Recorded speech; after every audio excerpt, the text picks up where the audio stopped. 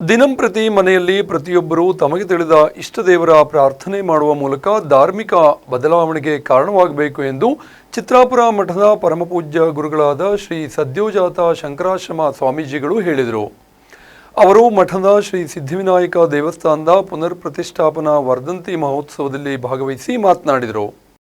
ದೇವಸ್ಥಾನದಲ್ಲಿ ವಿಶೇಷ ಹಬ್ಬಗಳ ಸಂದರ್ಭದಲ್ಲಿ ದೇವರ ಪ್ರಾರ್ಥನೆಗಳು ನಡೆಯುತ್ತದೆ. ಆದರೆ ದಿನಂಪ್ರತಿ ಮನೆಯಲ್ಲಿ ಪ್ರತಿಯೊಬ್ಬರು ತಮಗೆ ತಿಳಿದ ಇಷ್ಟ ದೇವರ ಪ್ರಾರ್ಥನೆ ಮಾಡುವ ಮೂಲಕ ಧಾರ್ಮಿಕ ಬದಲಾವಣೆಗೆ ಕಾರಣವಾಗಬೇಕಿದೆ ಎಂದು ಚಿತ್ರಾಪುರ ಮಠದ ಪರಮಪೂಜ್ಯ ಗುರುಗಳಾದ ಶ್ರೀ ಸದ್ಯೋಜಾತ ಶಂಕರಾಶ್ರಮ ಸ್ವಾಮೀಜಿಗಳು ಹೇಳಿದರು. ಭಟ್ಕಳ ತಾಲೂಕಿನ ಶಿರಾಲಿಯ ಸಾಲೆಮನೆ ನೀರಕಂಠದಲ್ಲಿ ಜೀರ್ಣೋದ್ಧಾರಗೊಂಡಿರುವ ಮಠದ ಶ್ರೀ ಸಿದ್ಧಿವಿನಾಯಕ ದೇವಸ್ಥಾನದ ಪುನರ್ ಪ್ರತಿಷ್ಠಾಪನಾ ವರ್ಧಂತಿ ಮಹೋತ್ಸವದಲ್ಲಿ ಭಾಗವಹಿಸಿ ಧರ್ಮಸಭೆಯನ್ನು ಉದ್ಘಾಟಿಸಿ ಆಶೀರ್ವಚನ ನೀಡಿದ ಶ್ರೀಗಳು ಎಲ್ಲ ಸಮಾಜ ಒಗ್ಗಟ್ಟಾಗಿ ಇಂತಹ ಭವ್ಯ ದೇವಸ್ಥಾನ ನಿರ್ಮಿಸಿದ್ದು ಜನರು ದೇವರು ಹಾಗೂ ಗುರುಗಳ ಮೇಲಿರುವ ಭಕ್ತಿಭಾವವನ್ನ ನೋಡಿ ಸಂತಸವೆನಿಸುತ್ತಿದೆ. ಮುಂದಿನ ದಿನಗಳಲ್ಲಿ ಕ್ಷೇತ್ರದಲ್ಲಿ ಮತ್ತಷ್ಟು ಕಾರ್ಯಗಳಾಗುವುದಿದೆ. ಅದಕ್ಕಾಗಿ ಎಲ್ಲ ಸದ್ಭಕ್ತರು ತಾನು ಎನ್ನುವುದನ್ನ ಬಿಟ್ಟು ಶ್ರೀದೇವರ ಸೇವೆಯಲ್ಲಿ ನಿರತರಾದರೆ ನಮ್ಮ ಜೀವನದಲ್ಲಿ ಅಚ್ಚರಿಯ ಬದಲಾವಣೆಯಾಗುತ್ತದೆ ಎಂದರು.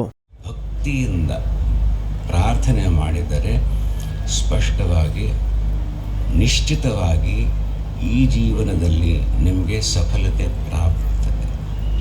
ಇದು ಸ್ವಲ್ಪ ಸೂಕ್ಷ್ಮ ಚಿಂತನ ಉಲ್ಲೇಖ ಇದ್ದಷ್ಟೇ. ಬೇರೆ ಒಂದು ನಿಮಗೂ ಗೊತ್ತಾಗಬೇಕು. शिवपुराण ಅಂತೂ एक कथ आसा. ते कथ म्हणून आमी चिकेची आमची गेल्यान सांगता ती नाजल्यार अर्थू जायच ना. त्रिपुरासुर भयंकर ಒಂದು असुर प्रादुर्भाव झाला. ಆತಂಕ ಅವರು ಹನನ ಮಾಡಬೇಕಾದರೆ ಯಾರಿಗೆ ಆಗಲಿಲ್ಲ, ಸಾಮರ್ಥ್ಯ ಇಲ್ಲ.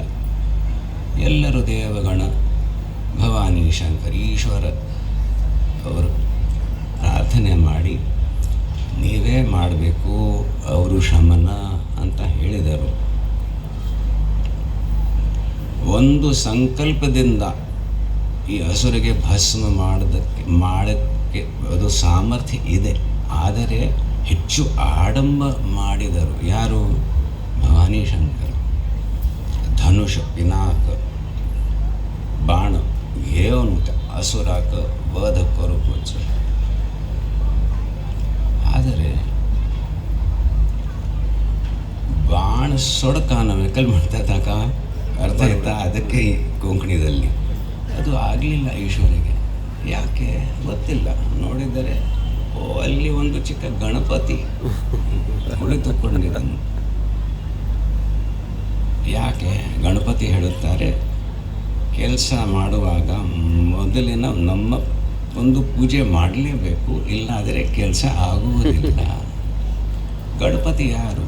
ಶಿವಪುತ್ರ. ಅದು ಒಂದು ನಾಟಕ. ಆದರೆ ನಮ್ಮ ಜೀವನದಲ್ಲಿ ಒಂದು ಬೋಧ. ಮಾಜಿ ಶಾಸಕ ಸುನೀಲ್ ನಾಯ್ಕ್ ಮಾತನಾಡಿ, ಆತ್ಮವಿಶ್ವಾಸ ಪ್ರಾಮಾಣಿಕತೆಯಿಂದ ಒಗ್ಗೂಡಿ ಕೆಲಸ ಮಾಡಿದರೆ ಏನನ್ನು ಬೇಕಾದರೂ ಸಾಧನೆ ಮಾಡಬಹುದು. ಅದಕ್ಕೆ ಸಾಕ್ಷಿ ಎಂಬಂತೆ ಮಠದ ಶ್ರೀ ಸಿದ್ಧಿವಿನಾಯಕ ದೇವಸ್ಥಾನದ ಭವ್ಯ ಮಂದಿರ ಲೋಕಾರ್ಪಣೆಗೊಂಡಿದೆ ಎಂದರು.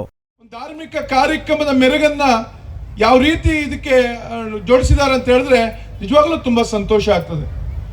ಏನು ಹಣಕಾಸಿನ ವ್ಯವಸ್ಥೆ ಇಲ್ಲದೆ ಒಂದು ದೇವಸ್ಥಾನವನ್ನ ಯಾವ ರೀತಿ ಅಭಿವೃದ್ಧಿ ಮಾಡಬಹುದು, ನಿಷ್ಠೆ ಪ್ರಾಮಾಣಿಕತೆಯಿಂದ ಒಗ್ಗೂಡಿ ಶಕ್ತಿಯಿಂದ ಏನನ್ನು ಬೇಕಾದ್ರೆ ಸಾಧಿಸಬಹುದು ಅಂತ ಹೇಳಿದ್ರೆ ಈ ಗ್ರಾಮ ಸಾಕ್ಷಿಯಾಗಿದೆ ಇವತ್ತು.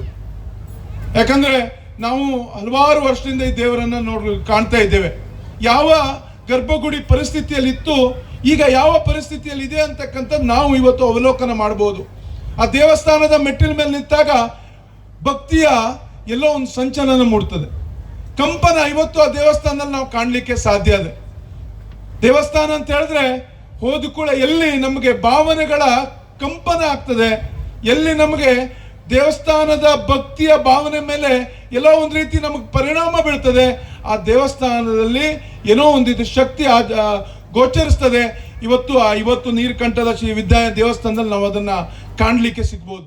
ದೇವಸ್ಥಾನದ ಜೀರ್ಣೋದ್ಧಾರ ಸಮಿತಿ ಅಧ್ಯಕ್ಷರಾದ ಮಂಜುನಾಥ್ ನಾಯ್ಕ್ ಮಾತನಾಡಿ, ಶ್ರೀದೇವರ ಭವ್ಯ ದಿವ್ಯ ಮಂದಿರ ನಿರ್ಮಾಣಗೊಳ್ಳಲು ನಮ್ಮ ಹಿರಿಯರು ಅನಾದಿ ಕಾಲದಿಂದಲೂ ಪಟ್ಟಿರುವ ಶ್ರಮ ಕಾರಣವಾಗಿದೆ. ಒಗ್ಗಟ್ಟಿನಲ್ಲಿ ಬಲವಿದೆ. ಒಬ್ಬರು ಮಾಡುವ ಕೆಲಸ ಸಾವಿರಾರು ಜನ ಸೇರಿ ಮಾಡಿದರೆ ಆನೆ ಬಲ ಸಿಗುತ್ತದೆ ಎಂದರು.